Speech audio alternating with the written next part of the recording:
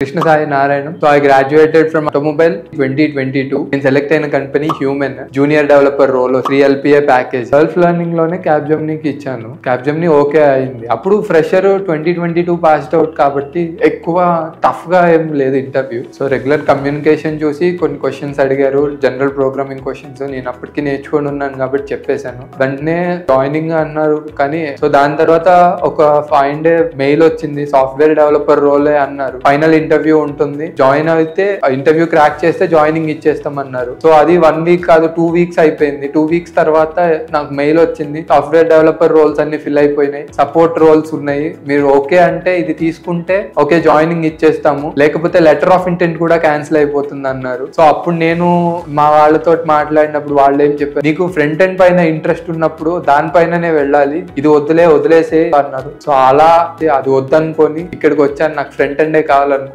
ఇప్పుడు front end లోనే వచ్చింది. 1 year నేను నేర్చుకున్న కాన్సెప్ట్స్ ఎక్కువ రివైజ్ చేశాను. 2-3 ప్రాజెక్ట్స్ చేయడానికి ట్రై చేశాను. నేను మాక్సిమం HTML CSS పైనే ఉన్నాను. నేను HTML CSS లో ప్రాజెక్ట్స్ చేశాను చిన్నవి, కానీ అవి అంత అంటే హెవీ ప్రాజెక్ట్స్ కాదు, జనరల్ నార్మల్ ప్రాజెక్ట్స్. సో అలానే నేను రివైజ్ చేసుకోవడం, టాపిక్స్ కొత్తవి ఏమన్నా నేర్చుకోవడం, జావా కూడా నేర్చుకున్నా అప్పుడు ప్రోగ్రామింగ్, అది కూడా యూజ్ అవుతుంది మనకి.